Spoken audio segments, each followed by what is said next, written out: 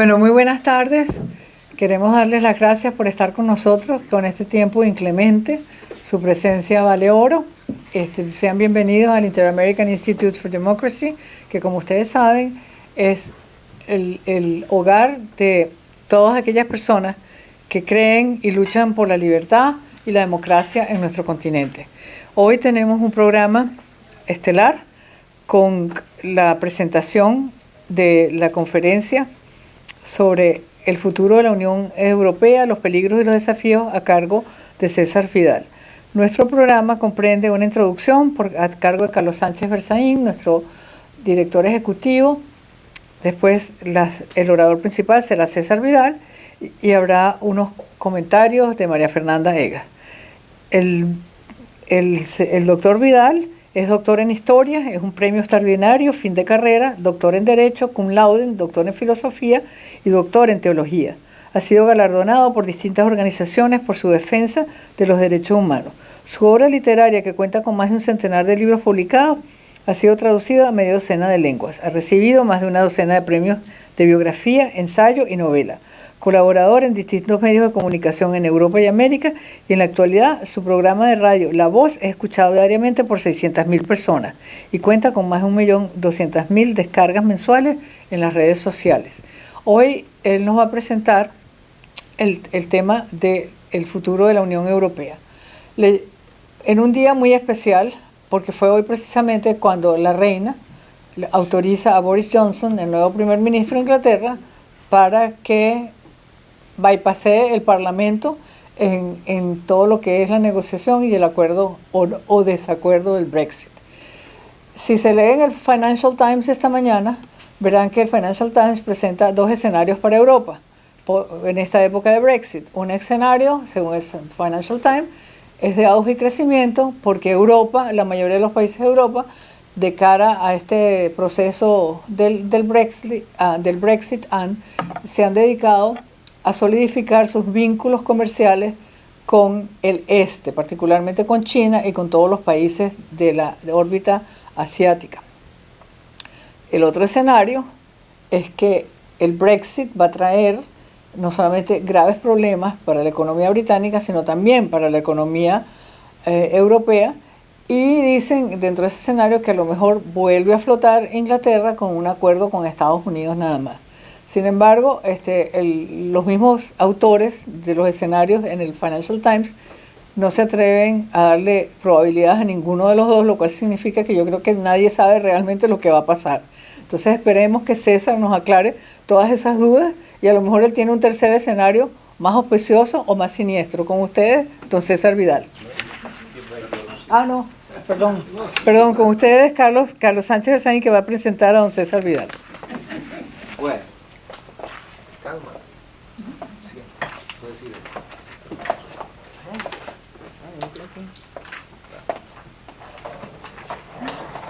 Gracias, Beatriz. Bienvenidos, distinguidos amigos y amigas.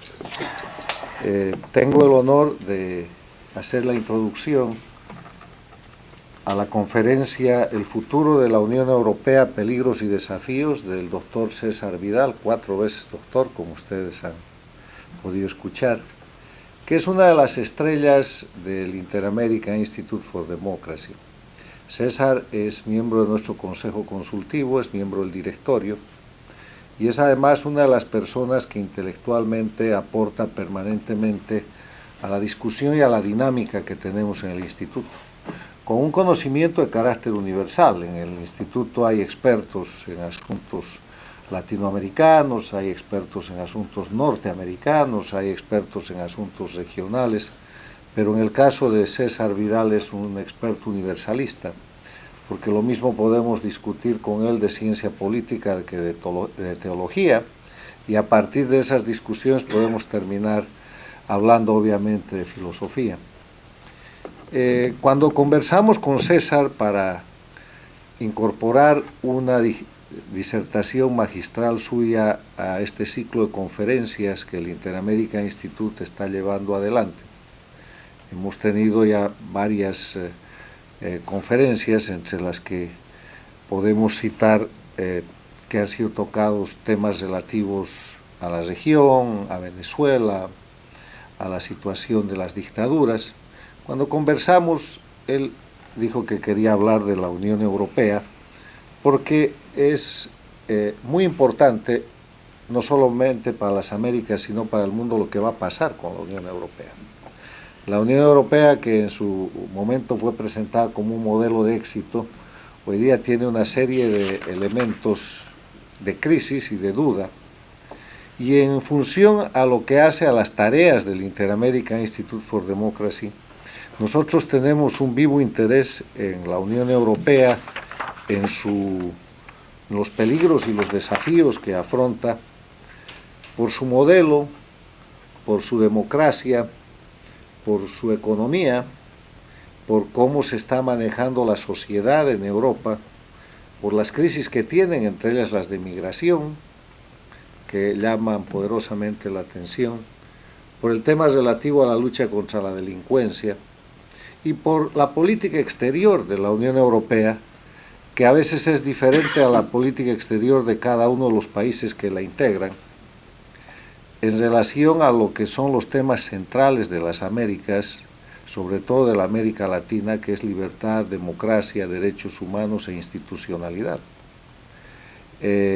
La política exterior de países como España, como Francia y otros, ha sido, en mi opinión personal, muy contemplativa, muy condescendiente y a veces hasta cómplice con las dictaduras castrochavistas de América Latina. No hay duda de que las inversiones más importantes en un lugar donde nadie debería invertir porque se violan los derechos humanos, que es Cuba, vienen de España y otros países europeos, y que la Unión Europea tiene una cobertura elegante sobre el tema porque ha estado haciendo reconocimientos a la dictadura cubana. Con Venezuela pasa casi lo mismo, con la diferencia de que han habido algunas expresiones contra el régimen de Maduro, pero el tema económico parece dominar la escena, y en todo caso, pese a que algunos gobiernos de la Unión Europea, algunos países de la Unión Europea han reconocido el gobierno del presidente Guaidó, ahí hay una tensión muy grande porque el castrochavismo logró expandirse a Europa. Y el mejor ejemplo, además de su penetración en Grecia, está en España con el partido Unidas Podemos, que ha sido íntegramente formado, como se ha demostrado legal e históricamente, con dineros provenientes de las dictaduras de delincuencia organizada, de Cuba, de Bolivia, de Venezuela, fuertemente, como parte del proyecto chavista en ese momento de penetrar y tratar de controlar Europa. En esa dinámica, el interés de saber qué está pasando por dentro en la Unión Europea para ver qué cambios pueden haber en la visión hacia las Américas es vital. Y de nuestros integrantes y de la gente a la que podemos invitar en el entorno de la Florida, de los Estados Unidos y de las Américas, estamos nosotros seguros que la persona más capacitada para darnos esa visión y para después poder discutir un poco sobre el asunto es César Vidal. Por eso, César, gracias por haber planteado este tema, gracias por haber aceptado desarrollarlo, y ahora quedamos en tus manos para esta exposición tan importante en el momento histórico que está viviendo Europa, las Américas y prácticamente el mundo entero. Bueno, como decía muy bien Beatriz, hoy es un día especial, parece que lo hemos escogido. Nos ha costado mucho trabajo convencer a Boris Johnson para que le pidiera a la reina, precisamente hoy día de la conferencia, que pudiera abordar este tema. Y es cierto que cuando Carlos me comentó la posibilidad de dar una conferencia, yo pensé que el tema de la Unión Europea era interesante, porque es un tema que por regla general no se suele abordar mucho a este lado del Atlántico, y sin embargo yo creo que tiene mucha relevancia. Por lo menos voy a intentar desarrollarlo en los próximos minutos. Corría el año 1950 cuando a los periodistas destacados en la ciudad de París, en la capital de Francia, se les convocó a las 6 de la tarde para una rueda de prensa en el Salón del Reloj del Ministerio de Asuntos Exteriores francés, lo que se conoce convencionalmente como el Quai d'Orsay. No se les dijo para qué se les convocaba, pero sí se les dijo que iba a ser para una comunicación de la mayor importancia, con lo cual la prensa nacional y la prensa extranjera pues apareció por allí, en fin, a saber exactamente por dónde les iban a salir en el Ministerio de Asuntos Exteriores francés. La comunicación de mayor importancia fue la lectura de un texto. El texto había sido redactado por Jean Monnet, que era masón, y fue pronunciado por otro masón, pero además curiosamente católico y en estos momentos en proceso de beatificación, que era Robert Schuman, que además era el ministro de Asuntos Exteriores francés. Esta es una circunstancia muy divertida, porque en Europa, cada vez que se habla de los padres de la Unión Europea, se los atribuye a la Iglesia Católica y la masonería por igual, y teniendo en cuenta que son dos entidades que históricamente no se puede decir que hayan tenido unas relaciones especialmente simpáticas, pues la verdad es que no deja de tener su gracia cuando, según quien conmemora el inicio de la Unión Europea, dice que eran unos santos todos y eran las bases cristianas de Europa, y otros que dicen que aquello era establecer las bases con la escuadra y el compás. Es una de estas ironías de la historia que a mí me resulta muy simpática. La propuesta que había redactado Monnet y que sin embargo leyó Schuman era la de crear una institución de carácter supranacional en Europa que se iba a encargar de administrar en común la producción del carbón y del acero. Esto era bastante relevante porque el carbón y el acero son indispensables para el esfuerzo de guerra, y en 1950 todavía más que hoy en día, y se suponía que desde el momento en el que Francia y Alemania renunciaban a su soberanía sobre la administración del carbón y del acero, y lo hacían conjuntamente, esto iba a hacer muy difícil que se produjera una nueva guerra entre Francia y Alemania en Europa, porque cada uno sabría cómo el otro estaba administrando el carbón y el acero, y si estaba en un programa de rearme, y si había una situación peligrosa para el otro socio. La idea era buena, porque hay que tener en cuenta que, aparte de las dos guerras mundiales en las que se enfrentó Alemania con Francia, lo cierto es que la historia europea en buena medida es una historia de enfrentamientos entre Francia y Alemania. Generalmente, sobre todo porque pensamos en las guerras mundiales, identificamos como el agresor a Alemania, pero en términos numéricos Francia ha agredido históricamente más veces a Alemania que al revés. Y por regla general esas guerras, aunque no sea el caso de las dos últimas guerras mundiales, las solía ganar Alemania. En Europa circula un chiste cruel que se plantea con la pregunta de por qué en Francia hay tantos árboles a la orilla de las carreteras. Y la respuesta es porque a los soldados alemanes les gusta desfilar a la sombra, lo cual es algo tremendo, pero da un poco la idea de cómo se veía esa situación. En la práctica, este proceso de crear una unidad supranacional, una entidad supranacional que renunciaba a la soberanía a la hora de gestionar la producción del carbón y del acero, era un paso hacia crear una Unión Europea, y eso se vio prácticamente desde el principio.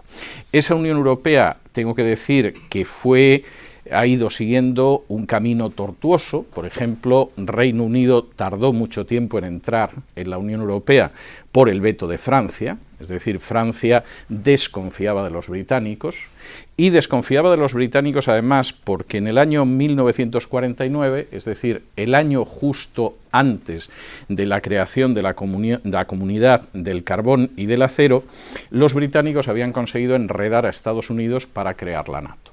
Generalmente se piensa que la NATO es la respuesta de Estados Unidos a la Unión Soviética. No, la NATO es un proyecto británico que Lord Ismay, que además fue el primer jefe de las Fuerzas Armadas de la NATO, definió con una frase muy cínica pero muy certera: la NATO persigue que los americanos se queden dentro, que los rusos estén fuera y que los alemanes estén abajo. Es decir, Gran Bretaña sale de la Segunda Guerra Mundial convencida de que no va a ser ya la primera potencia del mundo, pero puede jugar un papel muy importante sobre la base de tener a los primos, como se llama a los norteamericanos en las novelas de John le Carré, de su lado. Y entonces la NATO tiene que ser un proyecto en el cual Estados Unidos permanezca en Europa, Alemania no levante cabeza jamás y, por supuesto, Rusia quede excluida del panorama europeo. Rusia y no la Unión Soviética. Es decir, la rivalidad también entre Gran Bretaña y Rusia es algo muy anterior a la revolución bolchevique. Esto acaba provocando, más de un lustro después, la creación del Pacto de Varsovia, que considera que, en fin, los planes británicos respaldados por Estados Unidos no son halagüeños y, como todos sabemos, hay todo un periodo de la Guerra Fría en el que no me voy a entretener. Lo que sí es interesante es que el 9 de mayo, a pesar de ser el Día de Europa, no es celebrado por las naciones miembros de la Unión Europea de manera especial. Es decir, si uno pregunta a un italiano cuál es el Día de Europa, a un español, a un noruego, la mayoría no lo saben. El 9 de mayo es muy celebrado en la parte del este de Europa y sobre todo en Rusia, porque es el día de la victoria frente al nazismo, pero el Día de Europa es un día que pasa prácticamente sin pena ni gloria. Tengo que decir que yo le suelo dedicar un editorial en mi programa de radio, pero me consta que es absolutamente excepcional. Es decir, es un tema que realmente para la mayoría de la gente no tiene importancia. Y sin embargo, la Unión Europea es una entidad política, social y económica de no escasa relevancia. En estos momentos la Unión Europea engloba a 28 estados europeos. Se estableció en 1993 por el Tratado de la Unión Europea, después de una serie de tratados previos. Antes hubo una Comunidad Europea de la Energía Atómica, una Comunidad Europea del Carbón y del Acero, una Comunidad Económica Europea, lo que se llamaba el Mercado Común, y todo eso desaparece en el 93 y se convierte en la Unión Europea. Esa Unión Europea, que pretende además tener una política exterior común y una cooperación judicial y una cooperación policial, lo que se suele llamar los tres pilares, finalmente empieza a funcionar en el 2009 de una manera aparentemente más seria, porque ya existía antes el Parlamento Europeo y la Comisión Europea, etcétera, etcétera, de acuerdo con el Tratado de Lisboa. Y ahí, efectivamente, la Unión Europea aparece como un sujeto de derecho internacional independiente. Por ejemplo, la cumbre del G7, que tuvo lugar hace apenas unos días, aparte de los 7 grandes nacionales, desde los Estados Unidos al Japón, hay un representante siempre de la Unión Europea como tal Unión Europea, aunque esté Italia y esté Alemania y esté el Reino Unido, que todavía es miembro también de la Unión Europea.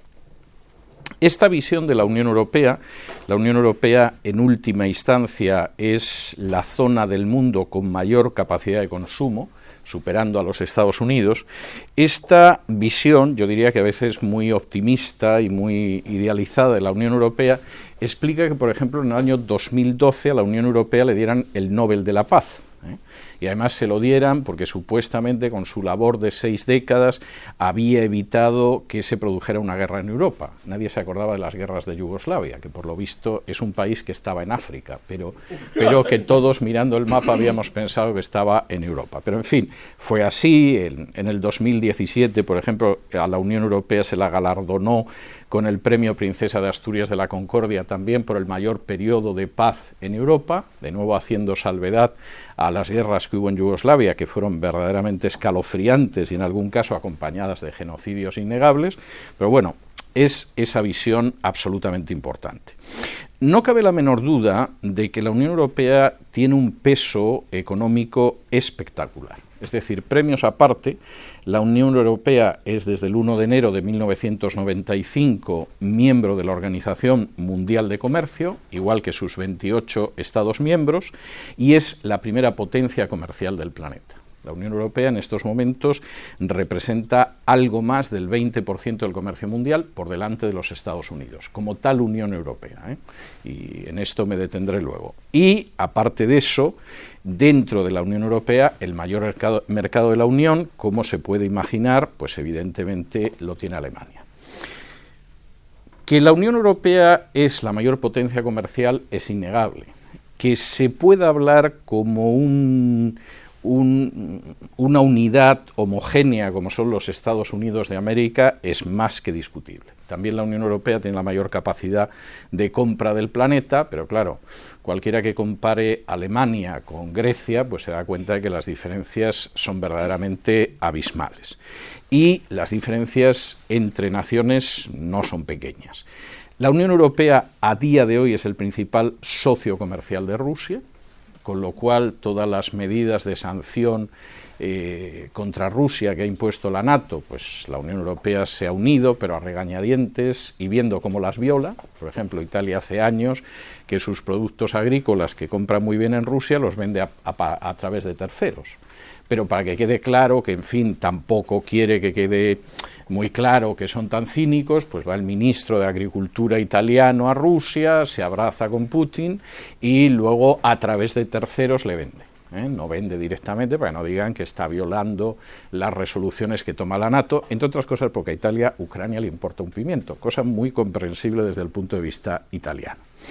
Es el principal socio comercial de los países africanos. No sabemos si va a acabar siendo China la próxima década, pero actualmente los países de la Unión Europea son los que más venden a África, lo cual tiene una cierta lógica histórica, porque Francia mantiene un imperio neocolonial en África del que no se habla nunca, pero que es poderosísimo. Francia puede mantener el estado del bienestar que tiene, que es escandaloso, fundamentalmente sobre la base del imperio que mantiene en África, y que eso te permite hacer muchos gastos. Los imperios bien administrados dan para mucho, y desde el año 2005 es también el principal socio comercial de la República Popular China. Lo que significa que la Unión Europea solamente a China le vende más de 100.000 millones de euros al año, lo cual son unos 120.000 millones de dólares al año, que en fin es una cantidad que entre todos los que estamos aquí hay semanas que no conseguimos reunir. Esa es la realidad. Pero efectivamente esto indica la fuerza como socio comercial de la Unión Europea. La Unión Europea además tiene mucho interés en cerrar acuerdos con países de Hispanoamérica, es decir, sobre todo los que están integrados en grupos regionales. Tiene uno con la Comunidad Andina, por supuesto le importa un pimiento el gobierno que haya en Bolivia, le interesa en cualquier caso lo que puede comerciar con Bolivia, pero el gobierno es algo que le trae sin cuidado. Tiene otro con el mercado común centroamericano, ha firmado acuerdos de carácter económico con México y Chile y en estos momentos está en negociaciones con Mercosur. Negociaciones que llevan tiempo, pero que en algún momento se supone que van a salir adelante, porque hubo una reunión en Asunción hace unos meses y aunque persisten diferencias, los dos están muy interesados en comprar y vender. Y en ese sentido, la Unión Europea mantiene una política comercial que es una política absolutamente pragmática, que de alguna manera queda maquillada por las declaraciones de defensa de los derechos humanos, que es cierto que en el seno de la Unión Europea existen mecanismos muy eficaces de defensa de los derechos humanos, pero que luego implican una política distinta. Yo que dije más o menos durante las primeras 24 horas del nombramiento de Guaidó que iba a ser un fracaso, una de las razones para pensarlo arrancaba de la Unión Europea. Es decir, la Unión Europea puede aceptar embajadores de la Venezuela resistente, que no le cuesta absolutamente nada aceptarlos, y a continuación mantener en un régimen fraternal las concesiones económicas que tiene de Maduro. Y es algo que dije desde el primer día. Con lo cual, nadie puede decir que la Unión Europea no les abre una puerta a los opositores venezolanos. Se la abre y admite al embajador que le manda a Guaidó y todo lo demás. Pero luego, por supuesto, sigue pagando religiosamente las concesiones que tiene en Venezuela desde el año 16, pues sustancialmente porque son algo muy interesante económicamente. Y esto es algo fantástico. Es decir, por un lado te declaras defensor de los derechos humanos y luego negocias con los que se dedican a conculcar los derechos humanos. Eso es muy típico de la Unión Europea. Y no solo de la Unión Europea, pero en cualquiera de los casos es bastante claro. Con todo y con esto, es decir, el panorama económico de la Unión Europea es impresionante, en bloque es la mayor potencia comercial del mundo, en bloque tiene la mayor capacidad de consumo del mundo, en bloque además comercia incluso con aquellos que se supone que no debería comerciarse y que ellos mismos dicen a veces que no comercian, etcétera. La Unión Europea tiene además otros elementos, luego mencionaré de pasada, que son muy positivos. Es decir, tiene un mecanismo de derechos humanos muy riguroso dentro de Europa, tiene una justicia supranacional en Europa que es absolutamente extraordinaria. Por ejemplo, todas las violaciones de derechos humanos que se producen en España y en otros países de la Unión, los tribunales de la Unión Europea los tumban. Es decir, por ejemplo, cuando el ministro de Hacienda en España se dedica a robar a los ciudadanos y a conculcar las tablas de derechos humanos de la Unión Europea, etcétera, eso acaba llegando ante el Tribunal de Estrasburgo para decir que el ministro es un personaje odioso y que, por supuesto, todo ese tipo de normas quedan anuladas. Cuando el Tribunal Supremo en España decide dar la razón a los bancos en contra de la razón que tienen los usuarios de los bancos, pues se llega hasta el Tribunal de Justicia de la Unión Europea y dice que es una vergüenza lo que ha hecho el Tribunal Supremo en España y que esa sentencia la tiene que anular y que el Tribunal Supremo no puede permitir que los bancos españoles, por muy poderosos que sean, roben a los ciudadanos españoles. Entonces hay una enorme garantía en ese sentido dentro de los tribunales de la Unión Europea y en otros casos, pues cuando de pronto la justicia nacional, de nuevo el caso español, que es uno de los países más sancionados por la justicia europea, decide machacar a un periodista para favorecer a un político, pues los tribunales españoles van dando la razón al político hasta que llegan a la justicia europea y la justicia europea dice que eso es una vergüenza y que como no se les cae la cara y que eso no se puede hacer. De modo que aparte del elemento económico y comercial, el cuadro de derechos humanos y además el respaldo de los derechos humanos en los tribunales en Europa es admirable. Posiblemente hasta podría ser el mejor del mundo. Con todo, y este sería el panorama bueno, en mi opinión la Unión Europea tiene un futuro pésimo y yo tendría que decir que es un gigante con pies de barro. Si alguno piensa que en historia las cosas son irreversibles, es decir, llegamos a un punto en el que la historia ya, cuando llegas ahí no da marcha atrás, hay que decirle que estudie un poco de historia. O sea, la Unión Soviética supuestamente era irreversible. Yo recuerdo un imbécil que era catedrático de Historia Contemporánea en España, que como un mes antes de la caída del muro de Berlín publicó un libro diciendo que la Unión Soviética era una realidad con la que tendríamos que tratar durante el próximo milenio. A las pocas semanas de salir su libro cayó el muro de Berlín y luego se extinguió la Unión Soviética. O sea, como adivino no era precisamente un ser brillante, y tengo que decir que aunque no se conozca, hay un precedente de la Unión Europea que fracasó, y es la Unión Monetaria Latina. La Unión Monetaria Latina se fundó en 1865, se fueron añadiendo países, incluso Venezuela en un momento determinado, a pesar de no ser un país europeo, entró dentro de las disposiciones de la Unión Monetaria Latina y en 1927 le echaron el cierre porque aquello se había caído. Y la Unión Monetaria Latina tenía una moneda común basada en el oro y la plata, que es bastante más segura que los billetes de euro y además supuestamente funcionaba bien, y hay alguna república como la República de San Marino que todavía utiliza la moneda de la Unión Monetaria Latina, pero aquello se hundió, y se hundió fundamentalmente porque los países del sur de Europa eran muy poco fiables y porque el Estado Vaticano en un momento determinado empezó a utilizar aleaciones donde había menos oro y menos plata y a quedarse con las que tenían el oro y la plata, y claro, hubo un momento en que ya no te podías fiar de la moneda de oro y de plata, con lo cual la Unión Monetaria Latina, que era una maravilla, pues desapareció hasta tal punto que la mayoría de la gente ni sabe que existió. O sea, que si alguien piensa que porque se ha llegado al euro eso es irreversible y no va a haber marcha atrás, yo diría que eso es discutible. ¿Por qué la Unión Europea, a pesar de su inmensa prosperidad, es un gigante con pies de barro y tiene peligros que yo veo muy difícil que pueda salir adelante? La primera razón es que aunque la Unión Europea insista en que tiene una política exterior común, la verdad es que no la tiene. La Unión Europea, en buena medida, es un protectorado de los Estados Unidos, representado por la NATO. Y en este sentido, como eso a la mayoría de los países de Europa no les gusta, no pierden ocasión de llevar la contraria a Estados Unidos para dar la sensación de que tiene una política exterior independiente. Entonces, en el G7, Macron, Francia siempre ha llevado muy mal lo de la hegemonía norteamericana, pues Macron decidió traerse al ministro de Asuntos Exteriores de Irán para que quede claro que Francia hace lo que quiere en su política exterior y no lo que diga la Casa Blanca. Y en estos momentos la Unión Europea, por supuesto, es partidaria de mantener el acuerdo con Irán y además mantenerlo porque el petróleo iraní es muy bueno y Estados Unidos no tiene el problema del petróleo porque se autoabastece, pero evidentemente la Unión Europea sí lo tiene y le importa un pimiento la política de Estados Unidos y además le importa muy poco el peso de Israel. Israel tiene un enorme peso en la política exterior de Estados Unidos, tiene un peso limitadísimo en la política exterior europea.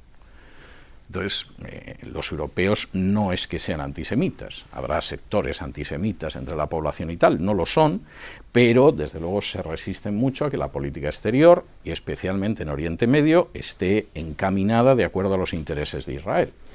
Cuando se produjo la última guerra de Irak, la mayor resistencia a la guerra de Irak se produjo en Europa, y la mayor de todas en Francia.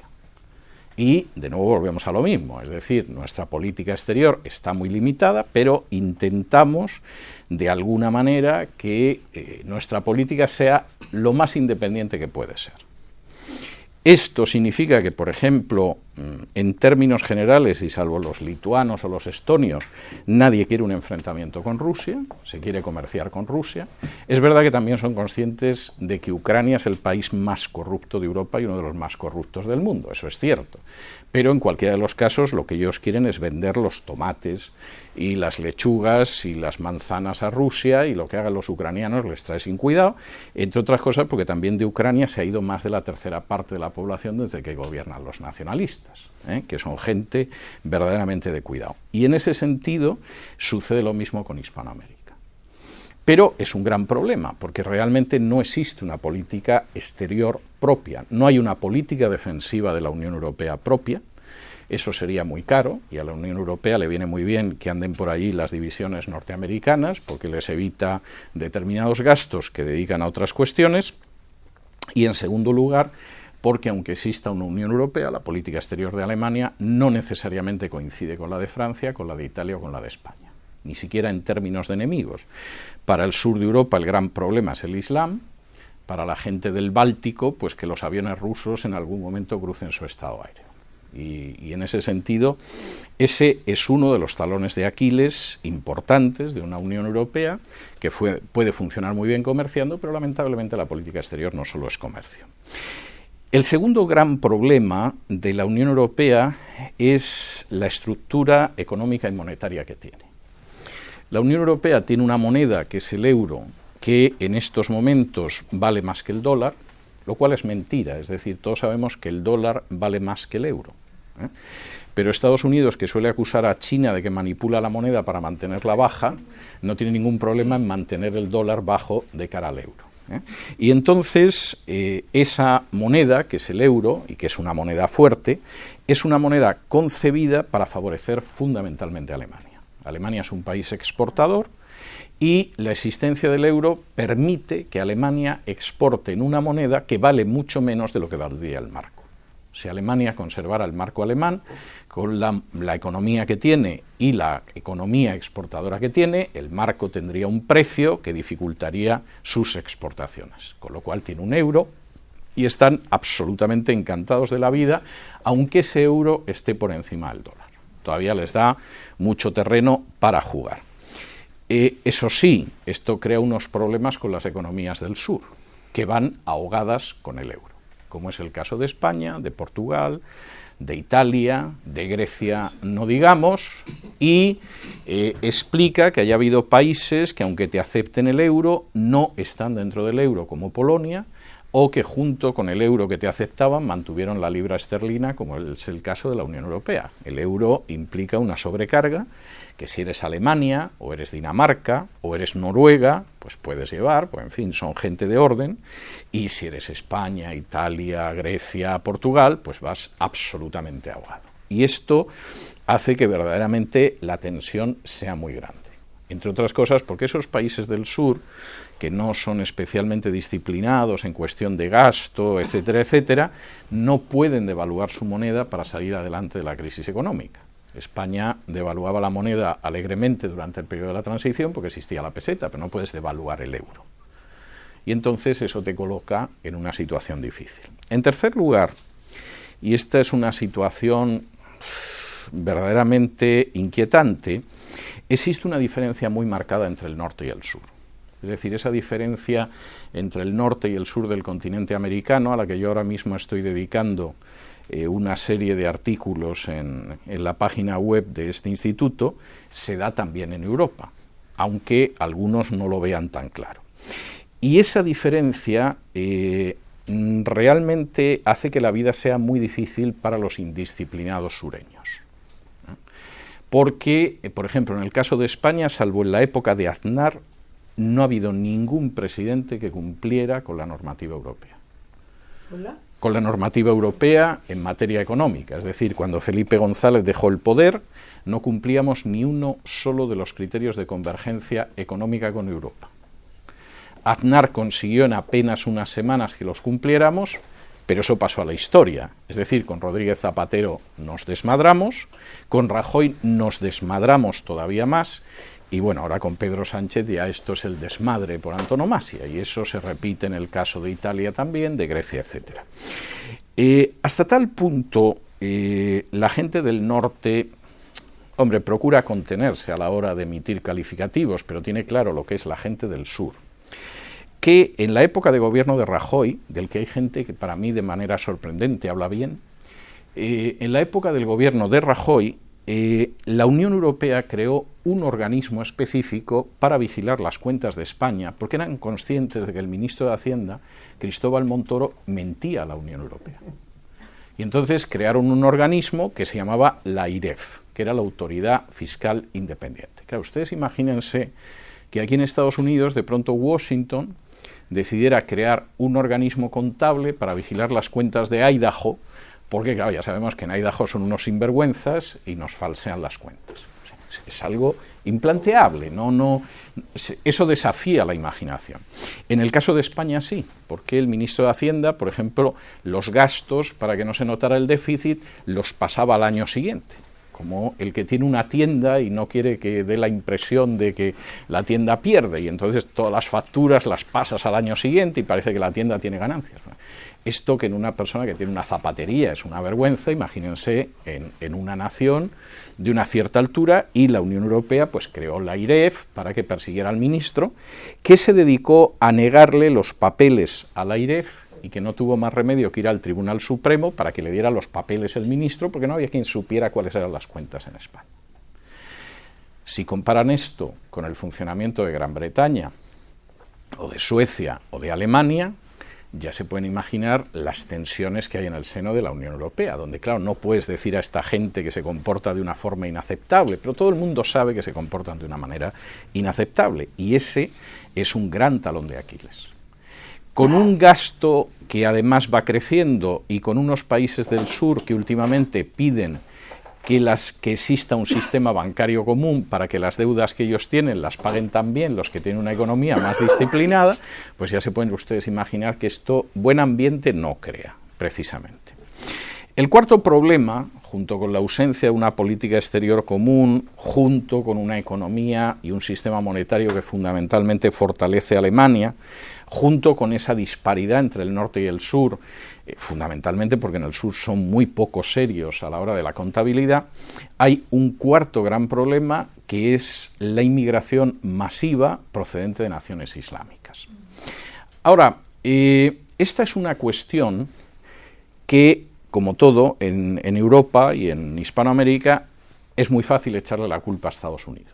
O sea, como ha habido unas guerras en Oriente Medio, en las que ha estado Estados Unidos, pues claro, los líos que organiza Estados Unidos en Oriente Medio tienen como consecuencia que llegue toda esta gente a Europa, y entonces esos líos que organizan los gringos, allí los yanquis, pues los tenemos que pagar los pobres y sufridos europeos. Hay una parte de verdad en el sentido de lo que ha sido la última crisis siria y la crisis de Irak, pero tengo que decir que este es un problema que se ha buscado Europa y en el que ustedes me van a permitir que me detenga algún minuto más, porque me parece interesante para ver hasta qué punto la Unión Europea tiene futuro, o la Unión Europea lo que tiene es un futuro de color hormiga. Permítanme que haga algo de historia en este sentido. En el año 1923, un conde, el conde Ricardo Nicolás von Coudenhove-Kalergi, que era hijo de un noble austrohúngaro, como no es difícil imaginar con ese apellido, y de una japonesa, publica un libro que se llama Pan-Europa, 1923, periodo entre guerras, donde describe un plan para ir hacia una Unión Europea que se llamaría Pan-Europa, el todo Europa. Esto no pasaba de ser una locura del hijo de un noble austrohúngaro y de una japonesa, si no fuera porque al año siguiente, en 1924, Louis de Rothschild, es decir, el jefe de la rama francesa de los Rothschild, le presenta a Count den Hofe-Kalergi a un banquero que se llamaba Max Warburg, que estaba dispuesto a financiar el movimiento Pan-Europa. La familia Warburg tiene una novela tremenda que no se va a escribir nunca y una serie de televisión que nunca era Netflix, porque era una familia judía que daba dinero a Hitler también y al movimiento Pan-Europa, en fin, estaban un poco en todos los caldos que había, y lo cierto es que Max Warburg le ofreció darle a Kalergi 60.000 marcos de oro en los próximos 6 años y además le conectó con otros banqueros como era Paul Warburg o como era Bernard Baruch, ya banqueros que actuaban también al otro lado del Atlántico. En 1924, en ese mismo año, y con el dinero que te da Max Warburg, que no era ninguna tontería, Count den Hofe-Kalergi fundó una publicación que se llamaba Pan-Europa, de la que fue el editor y el colaborador principal hasta el año 38, que ya con la Segunda Guerra Mundial en puertas aquello no podía seguir. Lo que escribió Count den Hofe-Kalergi en estos años es enormemente interesante. Por ejemplo, en 1926 el movimiento Pan-Europa celebra su primer congreso en Viena. Fueron 2.000 delegados, eligieron a Count den Hofe-Kalergi como presidente del Consejo Central, que lo fue hasta que se murió en 1970, y por ejemplo, entre la gente que estaba en el movimiento Pan-Europa, que asistieron a ese primer congreso, había personajes como Albert Einstein o Sigmund Freud. Es decir, tampoco eran 4 locos que se reunían en los cafés de Viena. En 1927 eligen como presidente honorario del movimiento Pan-Europa a Aristide Briand, político francés, masón, que tendría también bastante peso a la hora de ir creando lo que sería la Unión Europea. Ahora, el proyecto Pan-Europa tenía una tesis de orden mundial que era verdaderamente extraordinaria, porque suponía que el mundo tenía que dividirse en 5 zonas. Una zona sería la Unión Europea, aceptando que esa Unión Europea conservaría un control sobre los imperios coloniales de Francia e Italia, que existían entonces. Otra sería la Commonwealth anglófona, que implicaría no solo el Imperio Británico, sino los Estados Unidos, etcétera, etcétera. En tercer lugar estaría Rusia, que está situada entre Europa y Asia.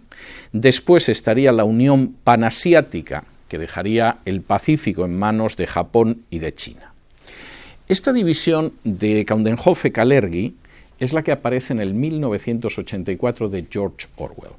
Si alguno de ustedes ha leído el 1984, que es una novela donde parece que está describiendo el futuro, se habla de esa división del mundo en bloques que periódicamente entran en guerra los unos con los otros y el amigo de ayer es el enemigo de ahora, pero Orwell se inspiró precisamente en la tesis de Count den Hofe-Kalergi. En 1925, Count den Hofe-Kalergi además describía en un libro que se llamaba Praktischer Idealismus, el idealismo práctico, el futuro que iba a tener Europa. Y implicaba la desaparición de la Europa que se había conocido durante milenios. Y decía lo siguiente: el hombre del futuro será de raza mezclada. Las razas y las clases de hoy desaparecerán de manera gradual gracias al desvanecimiento del espacio, del tiempo y del prejuicio. La raza eurásica negroide del futuro, similar en su apariencia a los antiguos egipcios, reemplazará la diversidad de pueblos con una diversidad de individuos. Por supuesto, la Segunda Guerra Mundial detuvo las tesis de Count den Hofe-Kalergi, pero en 1950, el mismo año de la declaración Schuman, con la que yo hablaba, con la que iniciaba esta exposición, Count den Hofe-Kalergi es la primera persona que recibe el premio Carlomagno por defender la idea de una Europa unida. Premio Carlomagno que también tiene el rey Juan Carlos hace muchísimo tiempo, etcétera, etcétera, etcétera. Count den Hofe-Kalergi se muere en el 70, pero sus tesis no desaparecen. En 1973 y 74, no después de la última guerra de Irak, no después de la guerra de Siria, en 1973 y 74 se establecen las conferencias de Copenhague y París el diálogo euro-árabe. En 1975, la resolución de Estrasburgo, que está formulada dentro de la Asociación Parlamentaria para la Cooperación Euroárabe, señala lo siguiente: debe formularse de ahora en adelante una política a medio y largo plazo mediante el intercambio de tecnología europea por petróleo y por reservas de mano de obra árabe. La declaración señalaba la intención de que los gobiernos europeos dispongan medidas especiales para salvaguardar el libre movimiento de los trabajadores árabes que emigrarán a Europa, así como el respeto a sus derechos fundamentales. Tales derechos deberán ser equivalentes a los de los ciudadanos nacionales. 1975. Mucho antes de la guerra de Siria o de la guerra de Irak, se supone que la población de los países árabes van a venir a Europa y van a tener los mismos derechos que los de los ciudadanos de lo que todavía no era ni Unión Europea. En esa misma resolución de Estrasburgo se señala entre los objetivos la exigencia de posibilitar a los inmigrantes y a sus familias el practicar la vida religiosa y cultural de los árabes, la necesidad de crear por medio de la prensa y demás medios de información un clima favorable a los inmigrantes y sus familias, y la de exaltar a través de la prensa y del mundo académico la contribución dada por la cultura árabe al desarrollo europeo. Cualquiera que conozca algo de la cultura europea, más allá de la Alhambra de Granada y la Mezquita de Córdoba, la verdad es que la contribución de los árabes al desarrollo europeo está por ver. La cosa iba a ser peor, porque fíjense cómo acaba la resolución. Junto al inalienable derecho a practicar su religión y mantener estrechos vínculos con sus países de origen, los inmigrantes tendrán también el de exportar a Europa su cultura, es decir, el derecho de propagarla y difundirla. 1975.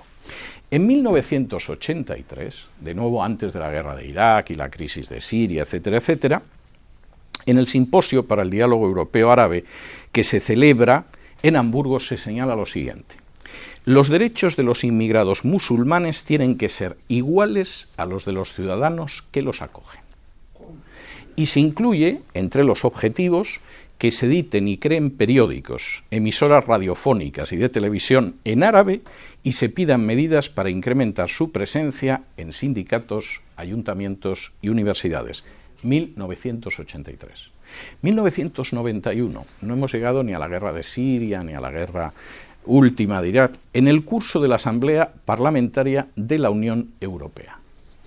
En un simposio que se tituló La contribución de la civilización islámica a la cultura europea se afirma lo siguiente: la Ilustración tiene su origen en el Islam. El Islam es una de las más extraordinarias fuerzas políticas y morales del mundo de hoy. Yo me imagino que los ilustrados franceses como Voltaire, Diderot, etcétera, que no tenían precisamente una visión meliflua ni favorable del Islam, empezaron a bailar salsa en sus tumbas si les llegó sonidos de lo que era la Asamblea Parlamentaria de la Unión Europea. Esa misma Asamblea del año 91 formula la orden de que se retiren los textos escolares en los que no se resalte la participación del Islam en la cultura europea, que se establezcan cátedras en las facultades de Derecho, Filosofía, Teología e Historia para el estudio del Corán. Estas tesis se convirtieron además en la Recomendación 1162 de la Unión Europea sobre la contribución de la civilización islámica a la cultura europea. 2003. Nos acercamos, pero todavía no estaba la guerra de Siria. En el curso de la sexta conferencia ministerial Euromed para reforzar y avanzar en la asociación, se señala entre las finalidades de esa inmigración islámica que exista una libre circulación de mercancías, de servicios, de capitales y de personas. En otras palabras, la inmigración islámica se va a mover por la Unión Europea igual que la de cualquier nación que sean Estados miembros. En el 2004 de nuevo no había tiros en Siria todavía, se creó la Asamblea Parlamentaria Euromediterránea, compuesta por 120 miembros de países de la Unión Europea y un número igual de representantes de los parlamentos de los países islámicos. Todas estas concesiones, tengo que decirles, que han sido realizadas por el Parlamento Europeo sin que se hayan enterado, por regla general, los ciudadanos de las distintas naciones europeas y sin que los políticos europeos hayan tomado la molestia de informarles.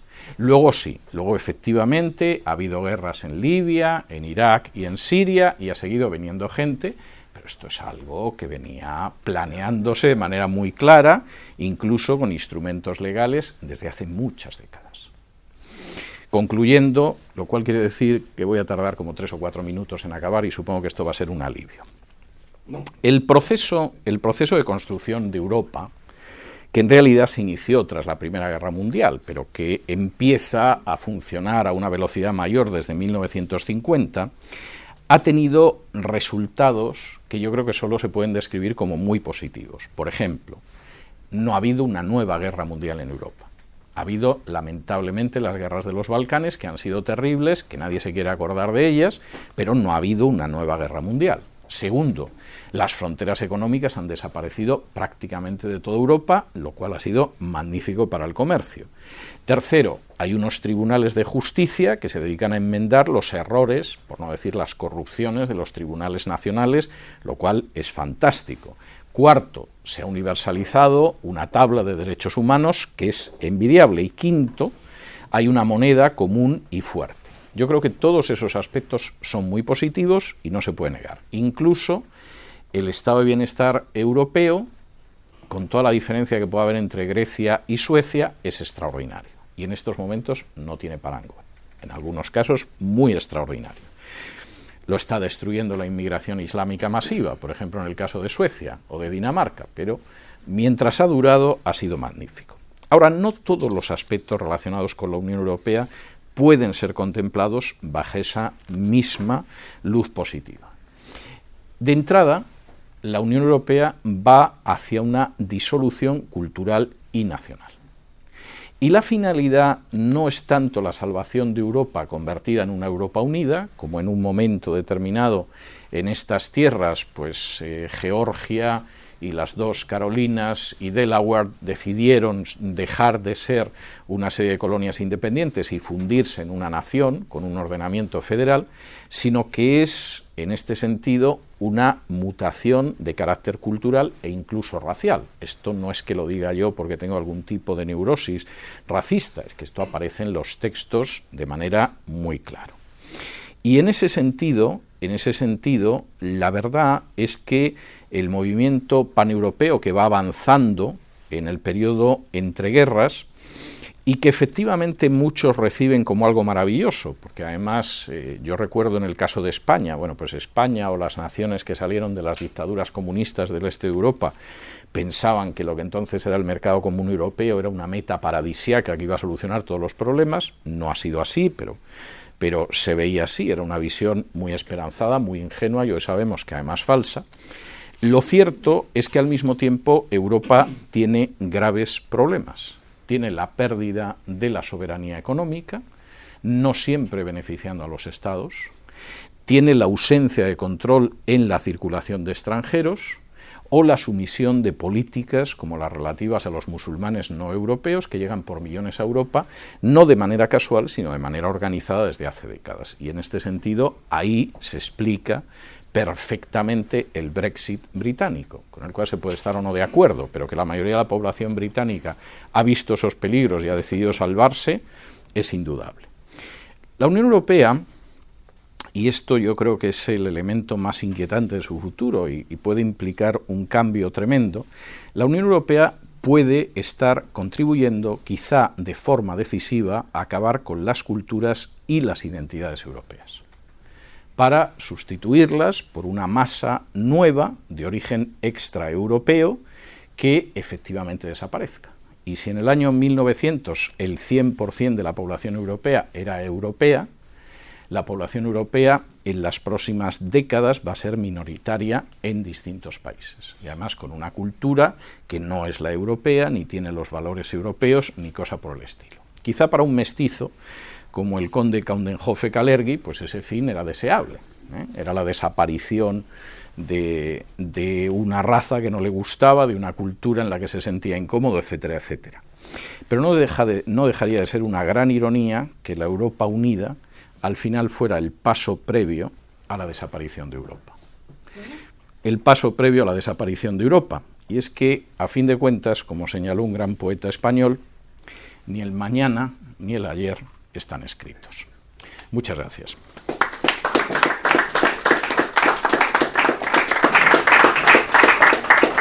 No sé si tenemos tiempo para alguna Muchísimas pregunta. gracias por esa erudita y brillante conferencia, don César. Ahora vamos a tener unos breves comentarios de la periodista y miembro de nuestra junta directiva, María Fernanda Egas, y después podemos abrir un periodo de preguntas corto con preguntas, no exposiciones, por favor. Sí.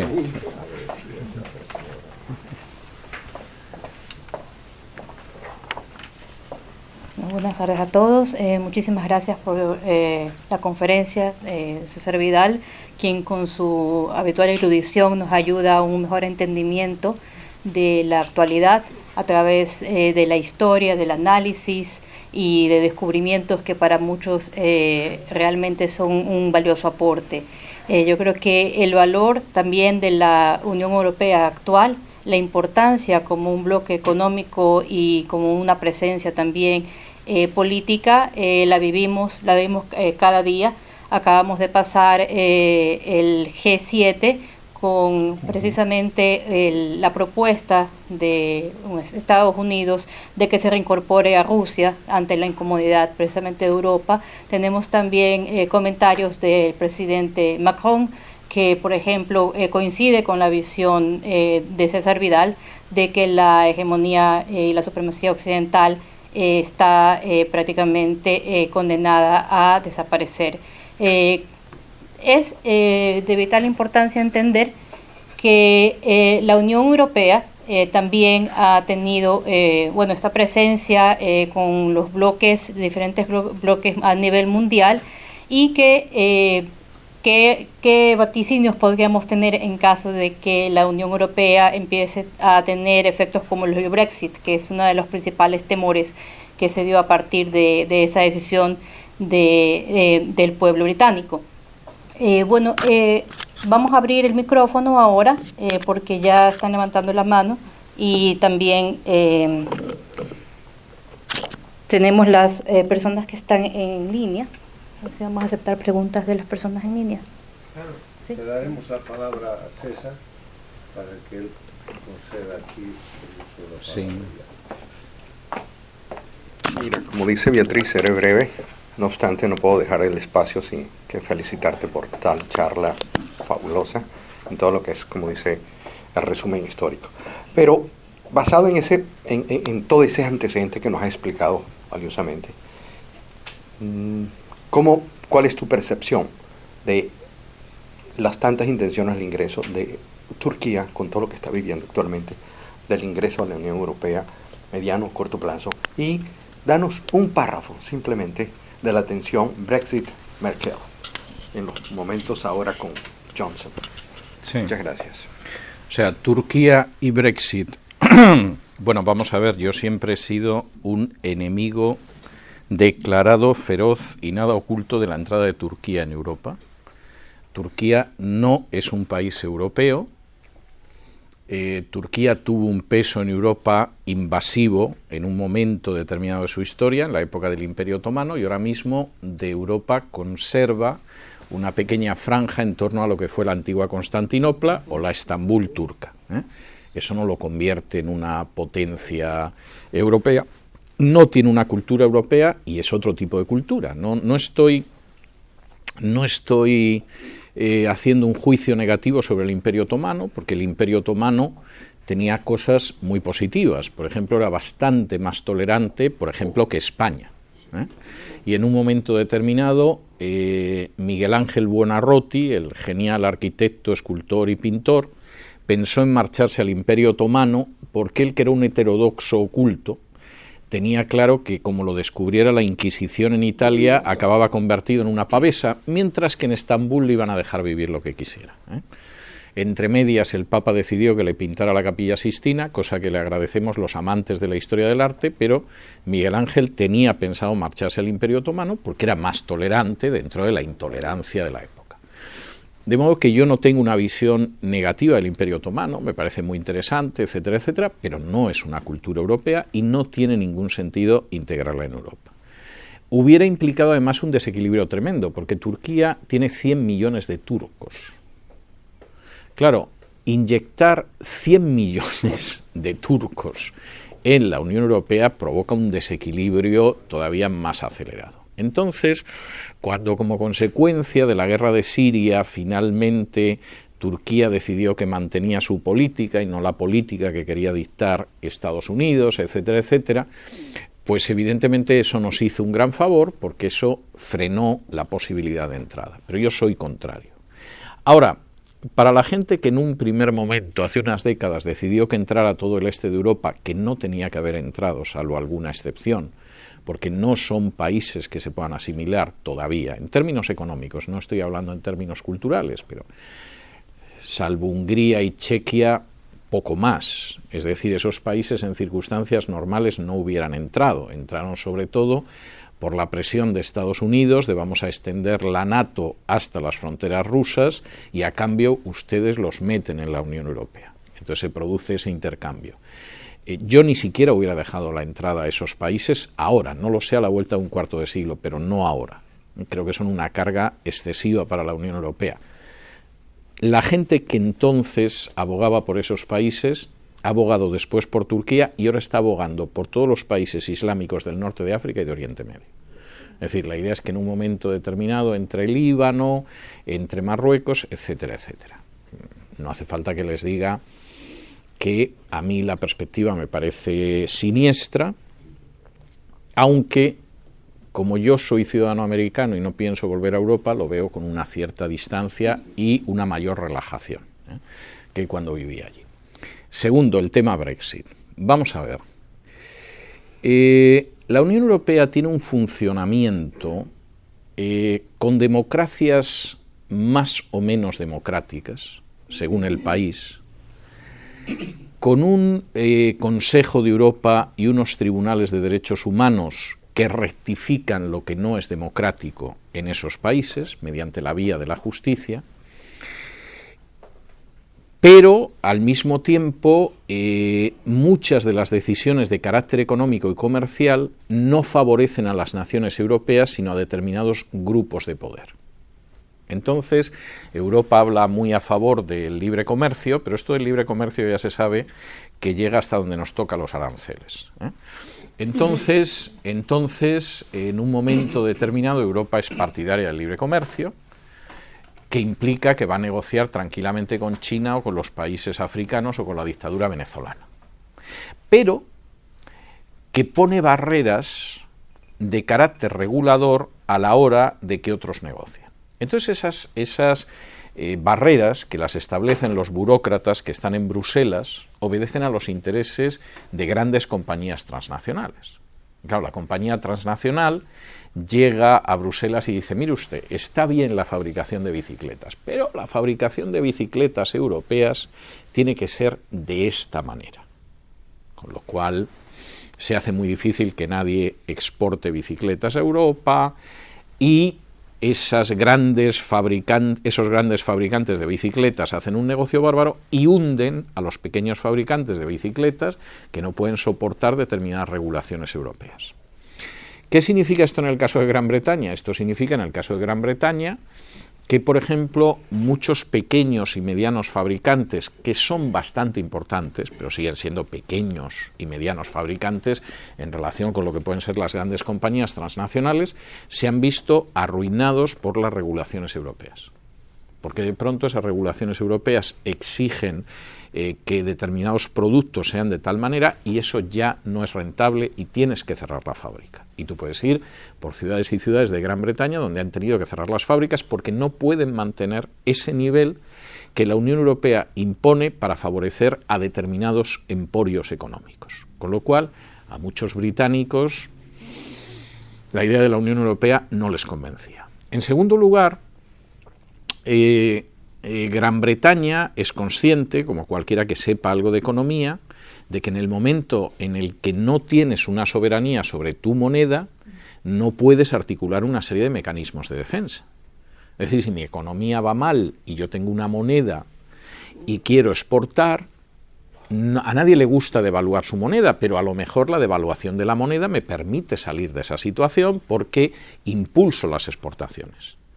Pero si mi moneda, aunque no se corresponda con mi economía, es una moneda muy fuerte, a mí me hace polvo las exportaciones.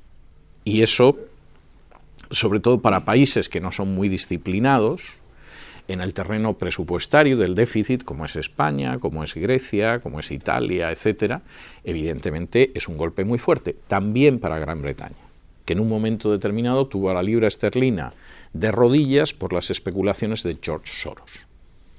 Y que, por supuesto, en una situación así, pues el estar uncida al euro, aunque sea la mitad, porque siguen conservando la libra, los coloca en una situación vulnerable y no la quieren. Tercero, y esto seguramente ha pesado en los británicos tanto o más que las otras dos razones, tienen la sensación de que les están quitando el país. Entonces, vamos a ver, tú te paras en una calle de Londres y lo que no ves es ingleses. El alcalde de Londres es un musulmán que no es un inglés, es decir, si fuera como Cat Stevens, que en un momento determinado se convirtió al Islam y ahora es el hermano Yusuf en vez de Cat Stevens, pues bueno, pues bien, vale, como si te da por hacerte Hare Krishna o testigo de Jehová o yo qué sé. Pero no, es una población que no lo es. Tú tienes barrios ya de Londres que son barrios de pakistaníes, igual que tienes zonas de Cataluña que ya parece que estás en Marruecos, y tienes barrios en la capital de Suecia donde la policía entra en convoy, como en Kandahar, porque no se atreven a entrar en coches de patrulla separados. Y entonces, cuando tú hablas con muchos británicos que tienen más de 50 años, lo que te dicen es, este no es mi país, me están quitando mi país, y no quiero morirme viendo la desaparición de mi país. Entre gente más joven, bueno, digamos que se han ido acostumbrando un poco a esa situación. Pero, sobre todo a partir de los 50, la sensación es mi país está desapareciendo y no veo la razón por la que mi país tiene que desaparecer.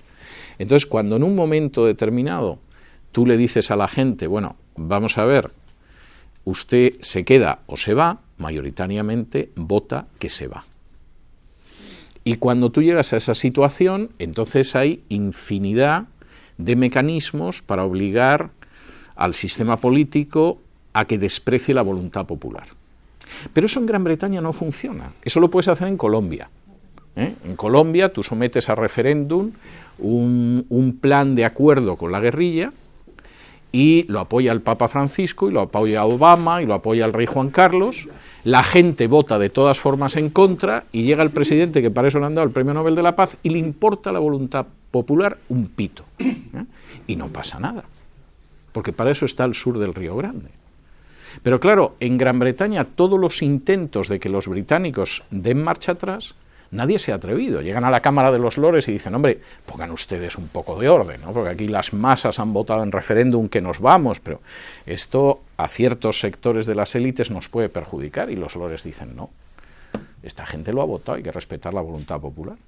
Y llegan al Tribunal Supremo británico y dicen, oiga, a ver si puede usted pensar en algo para que, aunque han votado que sí, sea que no. Y el Tribunal Supremo británico dice, no, oiga, por favor, aquí existe una cosa que se llama el Rule of Law, que se cree usted que es esto, España.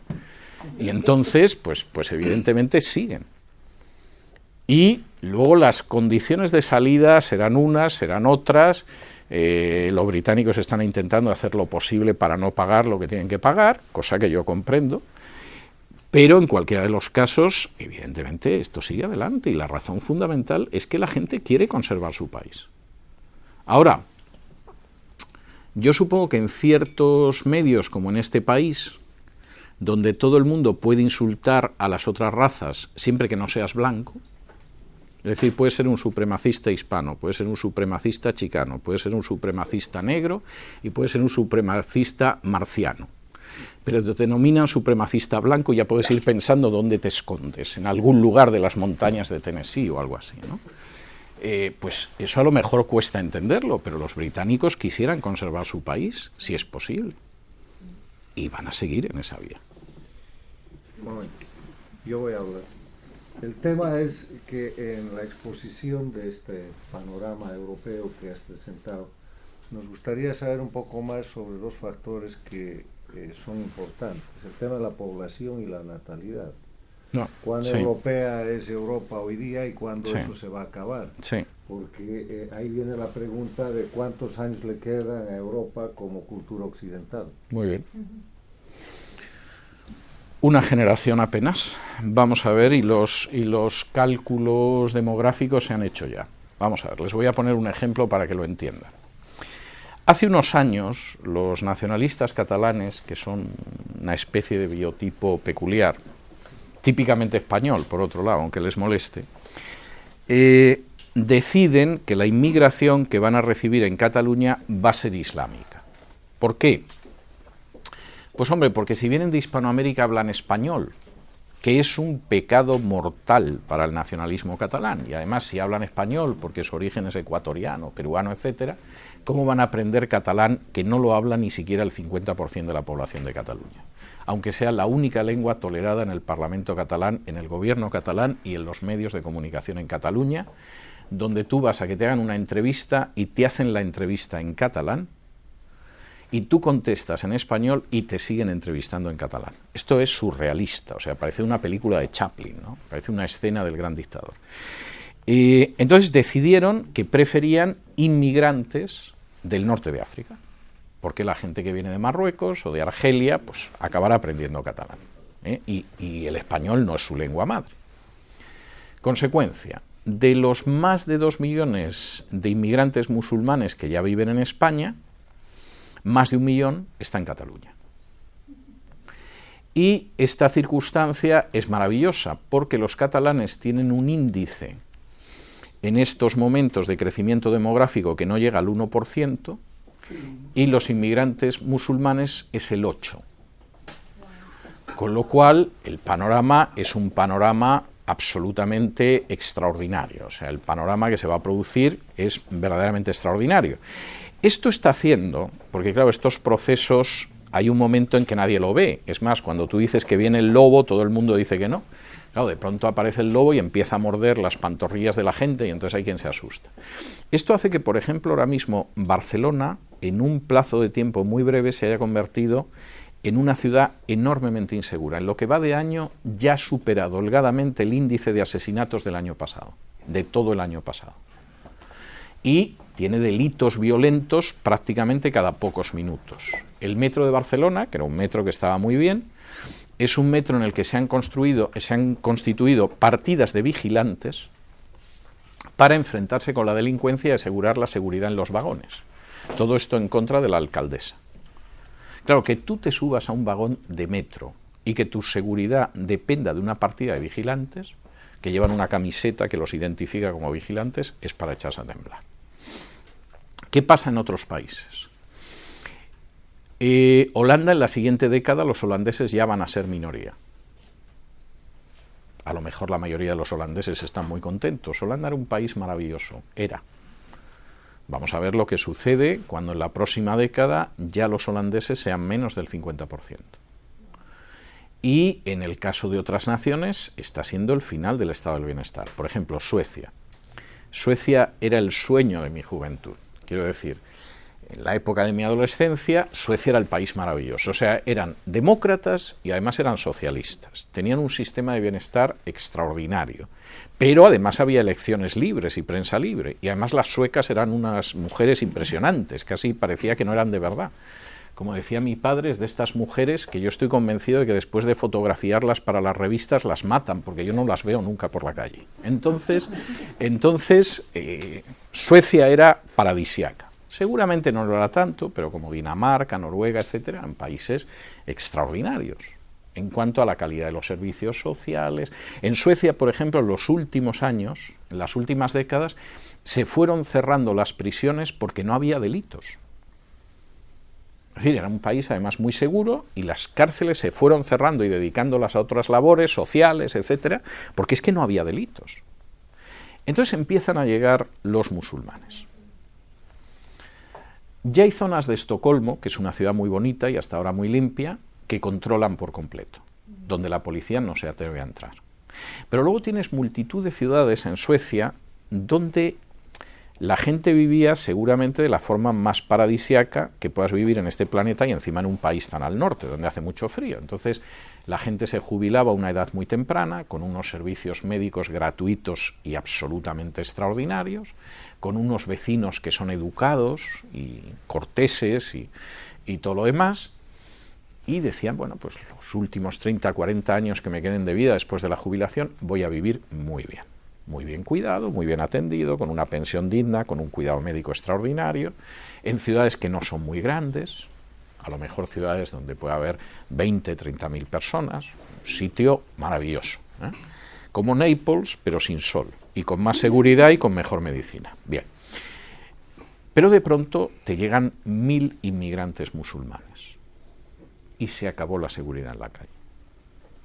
Y la casa en la que vives ya no te la compra nadie, porque no es decir, bueno, vendo la casa y me voy a vivir a otro sitio donde no hayan llegado. No, nadie quiere comprarte esa casa, porque va a ir a vivir allí donde ya no hay seguridad en las calles y donde te pueden asaltar. Y entonces eso está significando el final de Suecia. Suecia en la próxima década se puede convertir en un estado fallido. O sea, y de hecho hay varios estudios que apuntan en esa dirección. La próxima década. Hay algunos que dicen que ya es un estado fallido, pero yo creo que es un poco alarmante. Voy a poner otro ejemplo, que este es muy típico en España y es maravilloso, los MENAs. Los MENAs son las siglas de menores no acompañados, en su mayoría procedentes de Marruecos. El gobierno nacionalista de Cataluña ha decidido dar a todos los MENAs hasta que cumplan los 23 años una asignación mensual de casi 700 euros, aparte del alojamiento, el cuidado médico gratuito, etcétera, etcétera. Los MENAs se han triplicado en los 2 últimos años, cosa que yo comprendo, porque si estás viviendo miserablemente en Marruecos y te ofrecen darte dinero, no controlarte, darte alojamiento, darte medicinas, etcétera, etcétera, pues invades España otra vez, como pasó en el siglo VIII, y todos están contentos. Pero claro, los MENAs se agrupan y se dedican a delinquir y a violar en masa. Entonces, el fenómeno de grupitos de 5, 6, 3, 4 MENAs que sorprenden a una muchacha y la violan colectivamente, o que atracan, o que asaltan ancianos, o que te ocupan viviendas, ese es un fenómeno de todos los días ya, y en toda España. Entonces, por poner otro ejemplo, de los pocos ministros europeos que han decidido enfrentarse con esto, está Salvini en Italia, que es el ministro del Interior. Entonces Salvini ha decidido que no asaltan su país, cosa que yo creo que es lo que tendría que tener claro cualquier ministro del Interior de cualquier país del mundo. Es decir, aquí podrá venir gente que nos interese que venga, pero usted no puede invadir mi país.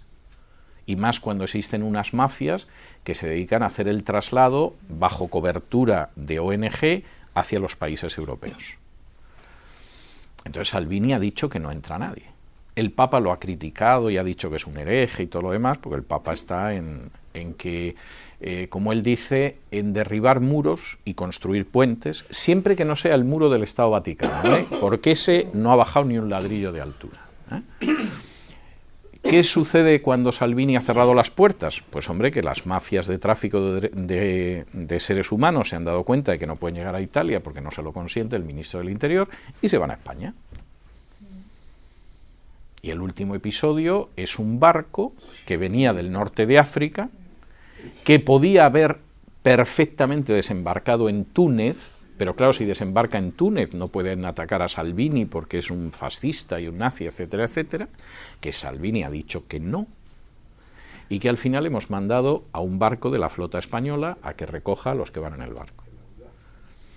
Entonces, esta es la situación en Europa, con una Europa que no crece, o sea, los países que tienen un cierto crecimiento demográfico son minoría, pero el caso de España es el peor, está absolutamente a la cola de Europa, y con una invasión de este tipo, Europa va a desaparecer en una generación, pero es simplemente un cálculo demográfico, no es otra cosa. Y además con un esfuerzo enorme para que la población europea no crezca. O sea, esto tiene además otros pilares por otro lado. Entonces, aquí se está produciendo un fenómeno de sustitución. Yo no creo que todos los fenómenos de sustitución sean negativos. Seguramente en términos históricos ha habido fenómenos de sustitución muy positivos. Pero no tengo la sensación de que sea el caso de Europa. Y lógicamente hay gente que se resiste, y los británicos se han resistido. Y como posiblemente los británicos siguen siendo el pueblo europeo con una tradición democrática más clara, pues son los que han dicho hasta aquí hemos llegado, y nos vamos. Y asumimos el irnos. Señor César, sí. ¿Y cuál es la base, el bienestar que va a otorgar el aceptar estas inmigraciones? No hay ninguna base salvo la gente que en un momento determinado le viene muy mal reventar el mercado de trabajo. Pero claro, vamos a ver, para que tú tengas gente a la que explotas recogiendo peras en Lérida, Cataluña, el daño que esto hace al sistema es colosal. Vamos a ver, en el caso de España, que por razones obvias es el caso que yo conozco mejor, España en realidad no ha necesitado nunca inmigración, por una sencilla razón. Cuando en España las cosas van muy bien económicamente, como el caso de la era Aznar, tenemos un 10% de desempleo. O sea, esa es la cifra maravillosa en España. Cuando las cosas van mal económicamente, estamos en un 20, como ahora, o superamos el 20. De manera que hay gente en España. O sea, no tiene ningún sentido. Pero, evidentemente, el negro que viene del África subsahariana y que está dispuesto a recoger peras en Lérida, pues es más barato que el español, y además mantienes eso. Incluso el argumento de que esto mantiene las pensiones es falso, porque ahora mismo el sistema de pensiones no lo mantienen ya ni las cotizaciones de los españoles. Esta gente que en su inmensa mayoría tiene ingresos que no cotizan, pero que además reciben ayudas sociales superiores, no solamente no ayudan a mantener el estado del bienestar, lo sobrecargan. Es que, vamos a ver, España ahora mismo pretende aprobar un salario social para todo el mundo. Con lo cual, es que va a haber mucha gente que va a decidir que no trabaja. Es decir, vamos a ver, con unas normas laborales, por ir por partes, más del 70% del empleo en España lo crean pequeñas y medianas empresas. Es decir, España no tiene un Walmart, España no tiene General Motors, España no tiene Amazon, España no tiene Facebook. A lo más que llegas al Corte Inglés y vamos, está a mucha distancia. Entonces en España más del 70% del empleo lo crean pequeñas y medianas empresas. Es el caso de Portugal, es el caso de Grecia. En buena medida es el caso hasta de Italia, casi de Italia. Italia tiene alguna multinacional de cierto peso. Las leyes laborales en España hacen que tú no contratas a un trabajador, tú es que te casas con el trabajador. Es decir, la manera en que tú tienes que indemnizar al trabajador si lo despides hace que muchísima gente mantenga al trabajador con pérdidas, porque la indemnización que tiene que darle al trabajador es tan brutal que te trae más cuenta perder el dinero de pagarle el salario que despedirlo. Y mientras tanto vamos tirando a ver qué pasa. Con ese panorama, que es un panorama terrible de leyes laborales, etcétera, etcétera, pues tú además sobrecargas más el estado del bienestar con gente que sabe que simplemente llegar a España le abre la puerta para vivir a costa de los contribuyentes, que pagan los impuestos más altos de Europa, con la excepción de Suecia, pero a una distancia enorme de lo que ha sido el sistema sueco. Y por supuesto los españoles no tienen hijos, porque con un panorama de ese tipo, ¿cómo te vas a arriesgar a tener hijos? Entonces, hay zonas de España que ya en estos momentos no ves un español, incluso en Madrid. El otro día me escribía un amigo que es extranjero, pero de un país del este de Europa, y me decía una serie de barrios de Madrid, si sales a esos barrios ya no ves españoles, no hay españoles, en Madrid. En otras zonas de costa, etcétera, etcétera, pues evidentemente los han sustituido tremendamente. Tú tienes zonas de Granada que parece que has vuelto al siglo XV antes de la entrada de los Reyes Católicos. O sea, porque incluso vas pasando por las tiendas, hablan en árabe, etcétera, etcétera. Bueno, entonces, esa es una realidad. Tienes barrios de Barcelona en esa misma situación. Y además a esa gente la financias. Por ejemplo, hace un par de años, el partido político Vox publica la lista de ayudas al alquiler de la Comunidad de Madrid. Es decir, lo que sería aquí el gobierno federal de la Florida, pues es el gobierno de la Comunidad de Madrid, entrega ayudas para el alquiler a gente que se supone que no tiene medios. De la gente que había, todos se llamaban Abdallah, Yusuf, Mohamed. No había un español. Y cuando veías la lista, y yo me tomé el trabajo de ver la lista, había 3 o 4 que tenían un apellido indígena, es decir, que seguramente venían de Ecuador o de Bolivia o de Perú, porque ni siquiera el apellido era español, o sea, tipo Ayanta Humala, algo de este tipo, así que ves que ese no viene de Marruecos, pero vamos, tampoco viene de Córdoba. Y no había un español. Entonces, con una vivienda que es carísima en Madrid, con unos impuestos que son elevadísimos, con unos salarios que son muy bajos, resulta que esas ayudas sociales van a parar a esa gente. Esa gente está encantada. Y luego hay otro fenómeno maravilloso. Tú llegas a España, consigues una ayuda social del ayuntamiento y te vuelves a Marruecos y lo cobras en una cuenta corriente en Madrid. Con lo cual, la ayuda social que recibes en España, pues hombre, a lo mejor no te da para comer caviar todos los días, pero eso en Marruecos, vamos, vives como el sultán casi. En algunos casos mantenemos a varias esposas, porque, claro, porque esta es la otra historia. No les vamos a obligar a que tengan solo una esposa, cuando el Corán permite que tengan 4. Entonces, es muy común que tengan 2. Ya más de 2 es complicado, en fin, los apartamentos en España son pequeños, o sea, yo comprendo que ya más de 2 es complicado, pero se dan muchos casos, por lo menos, con 2 esposas. Y pagamos la pensión de viudedad a las 2 esposas, aunque no hayan cotizado nunca.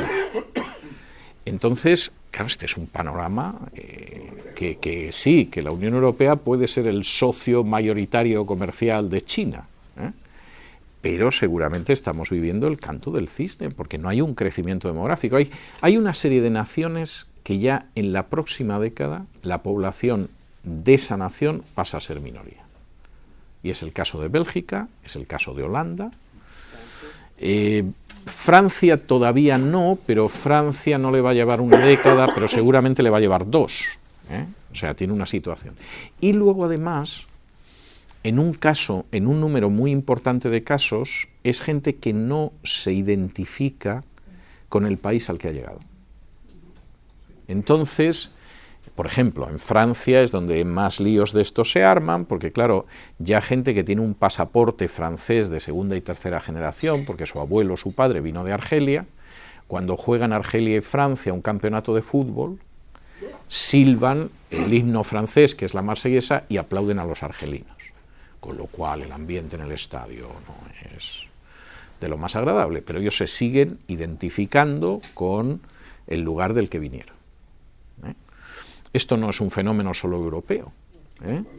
Yo cada vez que veo a gente manifestándose en San Francisco con una camiseta del Che Guevara, se me hiela la sangre en las venas.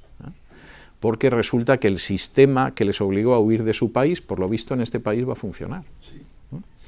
Entonces, claro, estamos hablando de situaciones bastante serias. Pero, vamos a ver, salvo que se produzca un milagro, y yo sinceramente no percibo por dónde pueda aparecer el milagro, La Unión Europea tiene una generación, no más de una generación. Y algunos países van a verse en una situación muy difícil antes del paso de una generación, ya en la próxima década. Una pregunta. Sí. ¿Qué tú crees que motivó a los países europeos en los años 70 a crear esas leyes para traer... A ir en esa dirección? Bueno, eso es especulativo. Vamos a ver, la interpretación que a mí me resulta más benévola, sería pensar el hecho de que dijeron, bueno, aquí en un momento determinado la población europea no crece lo suficiente, la emigración que tradicionalmente iba a Alemania, procedente sobre todo de España y de Italia, ya no va a venir, y entonces pues nos podemos traer gente de Argelia, de Túnez, etcétera. Esa es la interpretación más benévola. Es decir, hicimos un cálculo y lo hemos hecho mal, porque cuando uno se pone a jugar al aprendiz de brujo con el futuro, pues a veces el resultado es... Esa es la más benévola. ¿Cuál sería la malévola? Bueno, la malévola sería el sueño de Counthofe-Kalergi. Es decir, vamos a cargarnos Europa, ¿no? Y vamos a crear una Europa mestiza, no en el mejor sentido del término, que va a ser fácil de controlar. Va a ser fácil de controlar por las élites por una sencilla razón. Porque si uno lo piensa, hombre, esta gente puede ser levantisca, puede ser agresiva, etcétera. No han derribado un solo gobierno para establecer una democracia a lo largo de toda su historia. Y por regla general las dictaduras duran muchísimo. Y si uno mira las dictaduras que ha habido en el mundo árabe, todas han caído por una intervención externa, pero no porque las derriben los ciudadanos. Entonces, esa sería la malévola, es decir, esta es la población ideal. Es una población ovejuna, que no va... que en fin, a lo mejor se te manifiestan, pero vamos, disparas a 3 o 4 por la calle, vuelven a su casa y no vuelven a manifestarse en 10 años. Y bueno, pues, van a ser siempre más maleables que los europeos, con toda la diferencia que puede haber entre un británico y un griego, pero van a ser más maleables. Esa sería la malévola. Y la benévola es un gigantesco error de cálculo que va a tener consecuencias pavorosas. Entonces, ¿y cuál le parece a usted que puede ser, que va a ser el futuro de estos países que precisamente se han enfrentado a este nuevo orden social que la Unión Europea quiere? Bueno, van a intentar resistir. Es que, claro, lo que pasa que es navegar contracorriente. Vamos a ver. En el caso de los británicos, la mayoría lo tienen claro. O sea, a mí me importa muy poco lo que piense la gente que hace negocios con la Unión Europea y las grandes multinacionales, pero yo no quiero que me quiten mi país. Bien. Hay países más pequeños que resisten. Para mí un caso es el de Hungría, que son 8 millones. Es que, claro, los húngaros desaparecen. Es que 8 millones es el Gran Miami. Entonces, claro, la idea de ellos es o realmente controlamos las fronteras o es que desaparecemos, es que solo somos 8 millones. ¿Qué sucede? Yo lo comentaba en un programa de televisión hace 2 o 3 días que estuve. Bueno, pues que Orbán se ha convertido en uno de los grandes villanos. Es decir, los grandes villanos, todos sabemos que son Donald Trump, Bolsonaro, Orbán y ahora ha aparecido Boris Johnson, que encima dicen que se peina como Trump, que debe ser el signo capilar de la maldad, ¿no? Y entonces, pues esa es la situación que hay. Pero quiero decir, yo leo a Orbán, al que vota más del 70% de la población del país, al que se acusa de ser de extrema derecha, y no es verdad, porque la extrema derecha en el Parlamento húngaro está, pero es muy pequeñita. Y Orbán es increíblemente popular, pero porque los húngaros no quieren desaparecer. Ahora, es un villano, como es un villano Trump, y como es un villano Bolsonaro, y como es un villano cualquiera, como es un villano Salvini, y por supuesto, pues es un villano cualquiera que no esté de acuerdo con esta política, ¿no? Y es un santo varón el Papa Francisco. Gracias. Bueno, muchísimas gracias, y con este tono un poco apocalíptico No, que no, dice la desaparición de Europa, terminamos este foro. Gracias.